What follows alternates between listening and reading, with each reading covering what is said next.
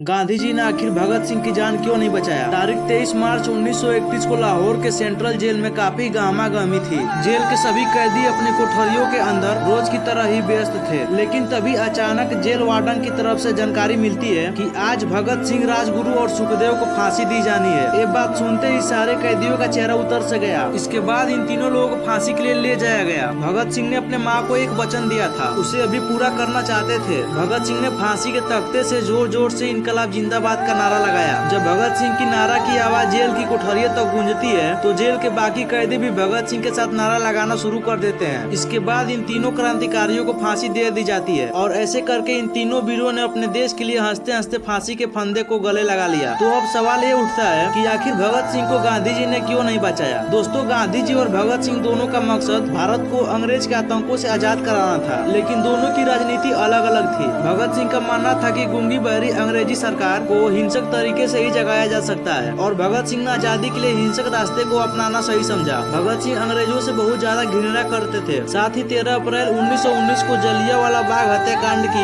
घटना ने भगत सिंह को अंदर से हिला कर रख दिया था। तो भगत सिंह ने गांधी जी से अलग विचारधारा पर चलने का मन बना लिया। लेकिन भगत सिंह की मेन कहानी की शुरुआत अब होती है जब साल 1928 में साइमन कमीशन भारत के दौरे पर आता है और लाहौर रेलवे स्टेशन पर लाला लाजपत राय के साथ बहुत लोग साइमन कमीशन का विरोध कर रहे थे, जिसमें भगत सिंह भी शामिल थे। विरोध को ज्यादा बढ़ते देख अंग्रेजी सरकार डर गई और अंग्रेजों ने तबातोड़ लाठी चार्ज कर दिया। इस लाठी चार्ज में घायल होने के कारण लाला लाजपत राय की मौत हो जाती है। अंग्रेजों की इसी हरकत ने भगत सिंह को अंदर से हिलाकर रख दिया था। इस लाठी चार्ज में जिम्मेदार था पुलिस अधिकारी स्कॉट। अब भगत सिंह और उनके क्रांतिकारियों ने ठान लिया था इस पुलिस अधिकारी को मारकर ही चैन का सांस लेना है। लेकिन अंतिम समय में चूक होने के कारण स्कॉट की जगह 21 साल का पुलिस ऑफिसर जेपी सैंडर्स मारा गया। तब अंग्रेजी सरकार धरपकड़ करने लगी, लेकिन फिर भी भगत सिंह उन्हें चकमा देकर भाग गए और फिर एक मीटिंग के दौरान उन्होंने सेंट्रल असेंबली में बम फेंक दिया और वहाँ पर जोर जोर से इनकलाब का नारा लगाकर अपने आप को सरेंडर कर दिया। और उस समय भगत सिंह के पास उनकी रिवॉल्वर थी और कुछ समय बाद ये सिद्ध हो गया कि भगत सिंह ने पुलिस अधिकारी जेपी सैंडर्स को मारने में इसी रिवॉल्वर का इस्तेमाल किया था। इसके बाद भगत सिंह को सैंडर्स के केस में उन्हें फांसी की सजा सुना दी गई और फिर 23 मार्च 1931 को भगत सिंह को फांसी दे दी गई। उसके बाद गांधी जी ने अंग्रेज सरकार को एक पत्र लिखा और उन्होंने कहा कि भगत सिंह की सजा कम की जाए और तारीख को आगे बढ़ाया जाए। उसके बाद जनता यह कहकर गांधी जी का विरोध किया कि अपने फांसी की सजा कैंसिल क्यों नहीं कराया, जो कि मुमकिन नहीं था क्योंकि हम एक गुलाम देश में जी रहे थे। भगत सिंह पर पुलिस अधिकारी सैंडर्स की हत्या का इल्जाम था। अंग्रेज चाहते थे कि इन तीनों को मिली सजा बाकी युवाओं को डराए, उन्हें संदेश दे कि अगर उन्होंने अंग्रेजी हुकूमत के खिलाफ हथियार उठाया तो उन्हें बख्शा नहीं जाएगा। लेकिन किसी भी रिसर्च में भी ये नहीं पता चला कि गांधी जी ने भगत सिंह को बचाने में कोई पत्र लिखा या पूरी कोशिश की हो। और इस तरह हमारे वीर जवानों भगत सिंह, राजगुरु, सुखदेव को फांसी दे दी गई। दोस्तों, वीडियो अच्छा लगा हो तो वीडियो को लाइक कर देना और ऐसे कुछ नया जानने के लिए हमारे चैनल को सब्सक्राइब कर लेना।